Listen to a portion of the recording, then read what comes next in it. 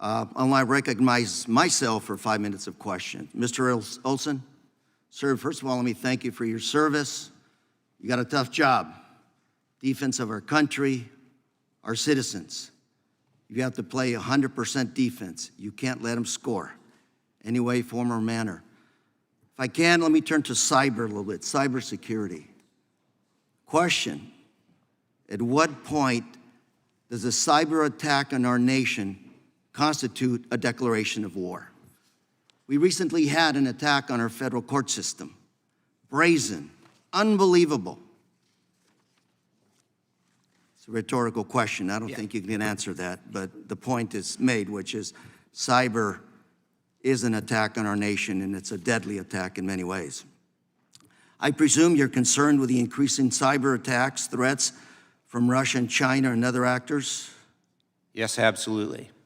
This committee recently considered legislation that requires American companies to open their hardware and software to third parties, which could allow some of these actors, China, Russia, and others, to have additional access to U.S. consumer data. Doesn't this pose a cybersecurity risk? So the cyber threat is a vast and complicated one. The National Security Division, we're focused on nation-state type attacks, particularly as you mentioned, sir, China and Russia. China actually probably is the most significant actor when it comes to cyber-enabled espionage. It is a challenge for both the government, public sector, and the private sector. And it's one that we are very focused on at the Justice Department in terms of investigating and prosecuting, but we're part of a broad, all-of-government approach that includes Homeland Security and the intelligence community.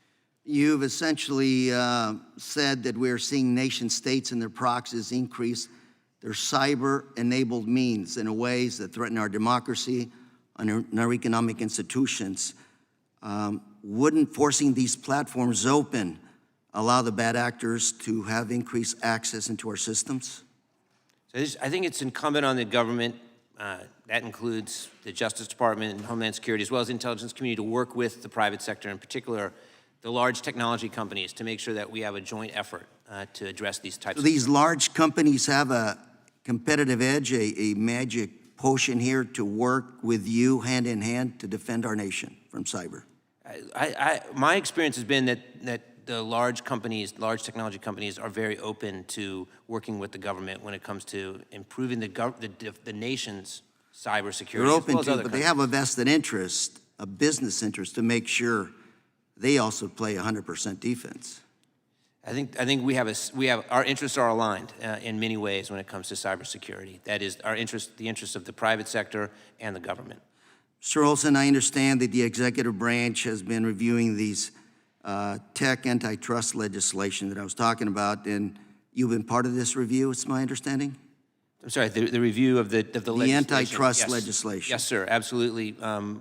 My division was part of the department's review of that legislation. And we've seen concerns raised by former national security experts on both sides concerning these antitrust bills. Is it fair to say that if you have concerns, you'll provide this committee with that information at the right time? Yes, we have provided a letter from the Justice Department in support of the legislation. I'm prepared to continue to work on that with this committee if there are additional concerns that need to be addressed. But you will bring some of those concerns if they are there to this committee? Yes, I continue to work with this committee and others in Congress on this issue. I'd like to submit a letter without objections for the record, titled Open Letter from Former Defense, Intelligence, Homeland Security, Cyber Officials Calling for National Security Review of Congressional TAC Legislation, without objection. And let me just say that, again, cyber is a new warfare. We are in a state of war in cyber. And I think it's important that your voice be a clear one when it comes to some of this legislation. This legislation primarily applies to American companies, yet a lot of the foreign firms, Huawei, TikTok, many others, do not seem to fall under the purview of this legislation. And I believe it's important that before we go off and go after our own firms, that we make sure that we're not doing unintentional harms to our national defense when it comes to cyber. I understand. I'm out of time. With that being said,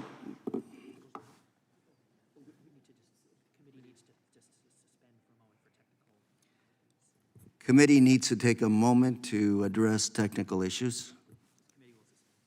Committee will suspend.